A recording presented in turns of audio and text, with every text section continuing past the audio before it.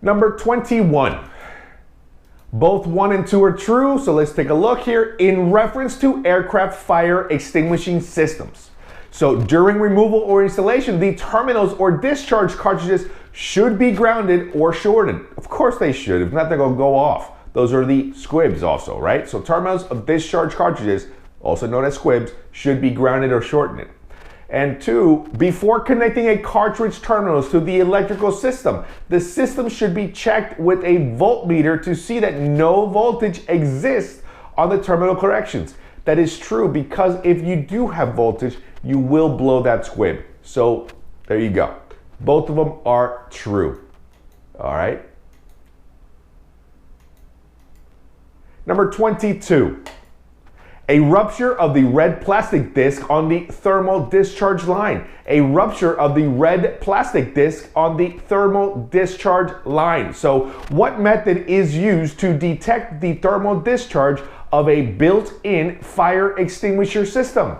The rupture of the red plastic disc and the thermal discharge line. A rupture of the red plastic disc in the thermal discharge line. Number 23. So parallel with each other and built in series with the indicators. Didn't we just go over that? I think we just did, right? So a thermal switches of a bimetallic thermal switch type fire detection, a single loop system, are heat sensitive units that complete circuits at certain temperatures. They are connected in parallel with each other and built in series with the indicator lights. That's 2 questions that talk about the exact same thing, so pay attention. Parallel with each other and built-in series with the indicator lights. Parallel with each other and built-in series with the indicator lights. All right? Extremely important. Parallel with each other and built-in series with the indicator lights. Number 24, we have another chart here. So, all right, so referring to figure 21, using this chart, all right, determine the temperature range for the fire extinguishing agent shortage container with the pressure of 330 psig. So if you see 330 psig, you'll know that it's 45 to 73 degrees Fahrenheit. 45 to 73 degrees Fahrenheit. All right, 330 psig, figure 21, 330 psig, you'll see 45 to 73 degrees Fahrenheit. 45 to 73, all right? 45 to 73.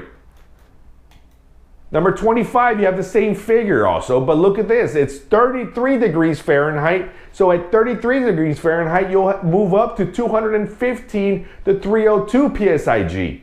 You see that? So the previous one actually had 330 psig and you were 45 to 73. Well, now you're at 215 to 302, so your temperature will be smaller, 33 degrees Fahrenheit, right?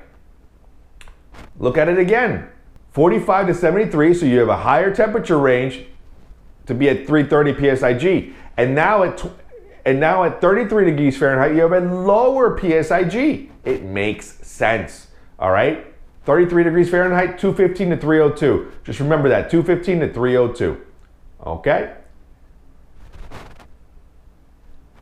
In a periodic check of fire extinguisher containers, the pressure was not between the minimum and maximum limits. What procedure should be followed? So this is question 26. It says replace the extinguishing container is the answer. So of course, if you check it and it's not within the current range that it's supposed to be, it's defective. You replace the container. So if in a periodic check, your fire extinguisher containers, the pressure was not between the minimum and maximum limits, what procedure should be followed? You should replace the container. Replace the container. All right? Just get rid of it. Get something else. Number 27. So yellow disc on the side of the fuselage. Yellow disc on the side of the fuselage. So in some fire extinguishing systems, evidence that the system may be intentionally discharged is indicated by the absence of a yellow disc of this side of the fuselage. So if somebody blew the squibs and somebody blew the fire extinguishers, all right, and they did it on purpose, there would be a missing yellow disc on the side of the fuselage. All right? Missing yellow disc on the side of the fuselage. Okay? When they did it intentionally, when they did it on purpose. Number 28. So used only on the original discharge valve assembly. So if a fire extinguisher cartridge is removed from a discharge valve, it should be used only on the original discharge valve assembly. So if you take one out, you need to put the same one back in. Basically, fair enough?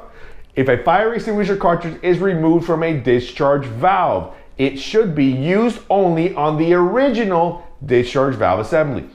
Once again, if you take a squib out, you make sure you put that same squib back in the same place. All right, same discharge valve assembly. That's what it's saying. Number 29.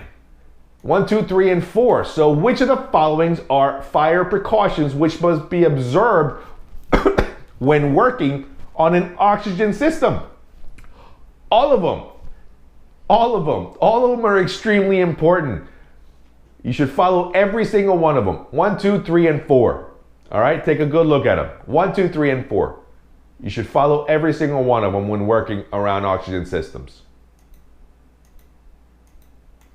Number 30. All right, so halogen 1301. You thought I was going to say that long ass word, huh? No.